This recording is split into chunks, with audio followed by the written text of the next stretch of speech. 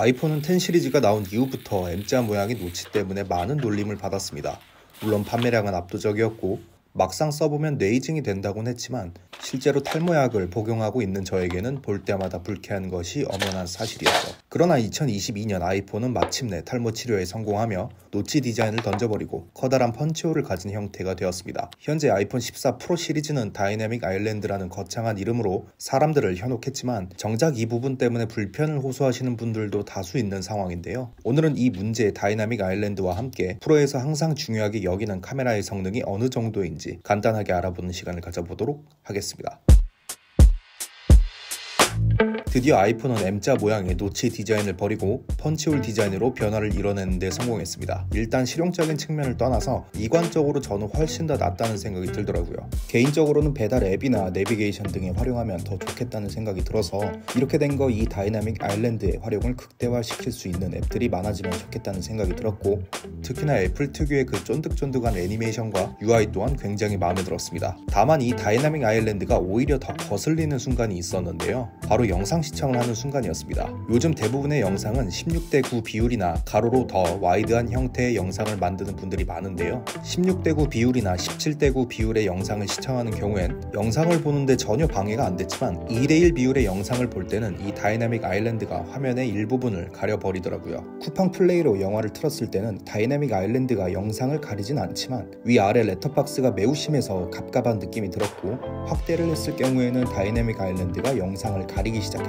물론 전작에서도 이런 현상은 비슷했고 누군가는 크게 신경 쓰지 않으실지는 모르겠지만 저는 이 부분이 되게 불편하더라고요. 특히나 대부분의 영화는 2:1 비율 이상으로 와이드한 비율로 만드는 경우가 대부분이고, 요즘에는 넷플릭스 컨텐츠나 드라마도 와이드한 비율로 영상을 제작하는 경우가 많아서 다소 거슬릴 수 있겠다는 생각을 했습니다. 특히나 아직까지는 다이내믹 아일랜드의 UI를 지원하는 서드파티 앱들이 부족하다는 부분이나 UI가 다소 위쪽에 위치하는 바람에 한 손으로 터치를 하기 어렵다는 부분도 아쉬웠고요. 그나마 다행이라고 생각했던 부분은 바로 디스플레이였는데 확실히 매우 만족스러운 성능을 보여주었습니다. 애플에서는 이번 아이폰 14 프로가 HDR 영상을 기준으로 1600니트, 야외에서는 2000니트가량 밝기가 나온다고 했지만 이건 화면 전체에서 대부분이 어둡고 일부 밝은 부분의 밝기만 그런 것이라 실질적으로 큰 의미를 가져다 주기는 어렵고, 화면 전체가 밝은 상황을 만들어서 테스트를 해봤는데요. 형광등에서 HDR을 지원하는 화이트 스크린의 영상 밝기를 측정해 보았을 때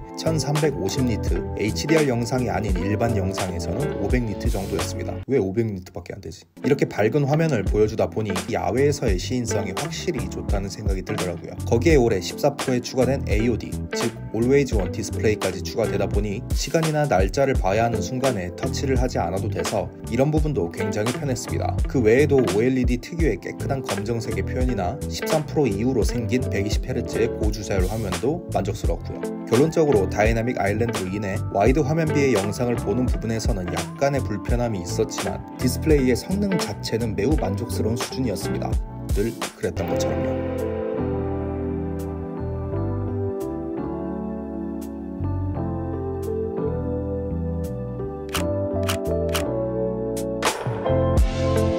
아이폰 14 프로는 더 커진 센서와 그에 걸맞는 화질을 갖게 되어 카메라 성능에 한층 더 자신감 있는 모습을 보였습니다. 개인적으로 가장 기대가 되었던 부분은 바로 4800만 화소의 애플 프로 로우였죠. 카톡튀가 심해진 부분 때문에 디자인적으로 많이 부담스러운 것이 사실이었는데, 이 부담스러운 카톡튀를 용납하기 위해서는 그만큼의 개선이 있어야만 한다고 생각을 했습니다. 일단 사진을 찍어 보았을 때 말해 뭔들 스마트폰 카메라 중에서는 최고 수준의 화질을 보여주었습니다. 특히나 로우라는 포맷을 활용을 했기에 보정을 굉장히 빡세게 먹여도 전체적으로 사진이 잘 버텨요. 화소가 높기 때문에 확대를 해도 사진이 깨지지 않습니다. 다만 스마트폰 카메라 특유의 픽셀 배치로 인한 특징 때문에 실제 미러리스에서 보여주는 4800만 화소보다는 상대적으로 선회도가 부족해 보일 수 있는 부분은 알고 계셔야 할 것 같습니다. 그래도 1200만 화소보다는 훨씬 좋아요. 애플 프로 로우는 색감, 선회도, 질감 표현과 같은 대부분의 요소에서 최고 수준의 퀄리티를 보여주었습니다. 이 돌들의 질감 표현을 보세요. 거기에 이번에 다시 돌아온 2배 망원줌, 이게 저는 개인적으로 가장 반가운 부분이었는데, 3배 망원의 경우도 굉장히 좋기는 하지만 장소가 협소한 곳에서는 활용하기 부담스러운 경우가 많은데, 2배 망원의 경우는 한 가지 피사체를 집중해서 찍기 좋으면서도 공간의 제약을 훨씬 덜 받는 형태여서 개인적으로는 2배 망원의 로우 촬영을 많이 했습니다. 사진들이 너무너무나 마음에 들었는데 여러분들이 그래도 유의하셔야 할 부분이 있기는 해요.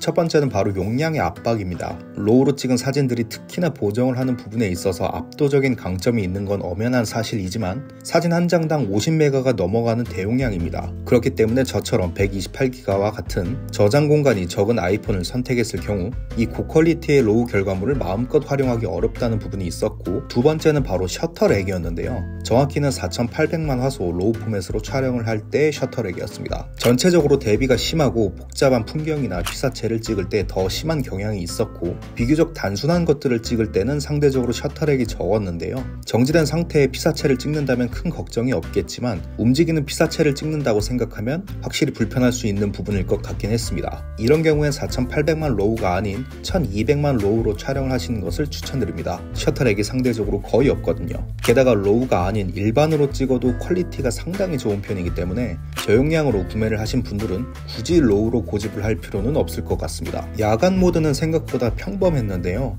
제가 실사용하고 있던 13 미니와 비교를 해보면, 물론 자세하게 확대를 해보면 당연히 14 프로가 더 좋은 부분이 있겠지만 애플이 발표 당시 자신있게 주장하던 퀄리티와 비교를 해보면 사실 그 정도의 차이는 아닌 것 같다는 생각이 들더라고요. 야간 모드는 생각보다 그리 큰 차이는 아니었습니다. 13 프로가 아닌 13 미니와 비교를 했을 때도 말이죠. 마지막으로 영상 부분에서 액션 모드를 활용하여 어마어마한 손떨방 성능을 끌어낼 수 있다는 부분은 꽤 인상 깊었는데, 보시는 것처럼 액션 모드를 켰을 때와 껐을 때의 손떨림 차이는 꽤나 유의미한 수준이었습니다. 액션 모드가 아닌 일반에서도 아이폰의 손떨방은 매우 좋은 편으로 평가를 받았는데 그것보다도 훨씬 좋다는 생각이 들더라고요. 다만 액션 모드를 킬 경우 4K가 아닌 2.8K로 촬영이 된다는 점이나 크롭이 발생한다는 점, 전면 카메라에서는 액션 모드가 불가능하다는 점은 조금 아쉽긴 했습니다. 프로레스 촬영도 해보고 싶었는데 제가 128기가로 구매를 해서 4K로 촬영이 안 되더라고요.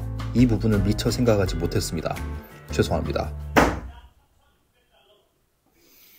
저는 이 제품을 받아서 사용해보고 난 뒤 사실 비추천을 하고 싶었습니다. 14 프로의 카메라 성능이 정말 좋은 건 사실이지만 실질적으로 광량이 넘쳐난 부분에서는 13 프로와 비교를 했을 때 차이가 그리 나지 않을 것 같다는 의심과, 야간 모드의 경우도 아주 확연한 차이가 나지 않는다는 생각이 들었거든요. 물론 확대를 해서 자세히 비교를 한다면 질감 표현이나 개조에서 차이가 날 수 있겠지만 애초에 사진을 확대해서 확인하는 사람이 얼마나 있을까라는 의심이 있었습니다. 보통은 그냥 보고 넘기니까요. 거기에 애플 프로 로우는 12 프로, 13 프로에서도 지원하는 기능이었습니다. 제가 카메라 부분에서 확 와닿았던 부분은 4800만 화소와 돌아온 2배 망원 정도였고, 그 외적으로 느낀 차이는 다이내믹 아일랜드 정도였습니다. 배터리의 경우도 11 프로 당시 급격하게 좋아졌다는 것을 경험한 이후로는 전체적으로 비슷했어요. AP 성능과 배터리 성능은 분명히 개선이 되었겠지만 실질적으로 우리가 경험하는 부분에 있어서는 큰 차이를 느끼기 어렵다는 게 저의 생각입니다. 예전부터 엄청나게 좋았으니까요. 그래서 14 프로는 추천하기 어려운 제품인가 라는 질문이 있다면 저는 살 수밖에 없는 제품이라고 말씀을 드리고 싶었어요. 물론 미친 환율로 인한 가격 인상이 많이 부담스러운 게 사실이지만 12 프로나 13 프로의 경우는 중고가 아닌 이상은 구입하기가 어려운 상황이고, 결정적으로 애플의 그동안의 가격 정책을 보았을 때 내년에 환율이 안정된다고 출고가를 인하시킬 가능성은 매우 적다고 생각을 하기 때문입니다. 결국 우리와 같은 소비자들은 전작을 구매할 수도 없고 내년에 나올 15 프로의 가격이 떨어지지도 않을 것이기 때문에 존버를 하거나 그냥 이 가격을 주고 사거나 둘 중 하나밖에 방법이 없어요. 만약 여러분들이 스마트폰을 꼭 바꿔야 하는 상황이고 굳이 아이폰 14 프로를 구매하셔야 하는 상황이라면 구매를 하시라고 말씀드릴 수밖에 없는 상황이 되었습니다. 개인적으로는 무게 부분에서 개선이 전혀 없었다는 게 꽤나 아쉬운 부분이었습니다. 12 프로에서 13 프로로 넘어올 때 급격하게 무게가 많이 늘어났는데 올해도 무게 부분에서 개선이 없더라고요. 그래서 오늘 영상 결론, 13mm 만세!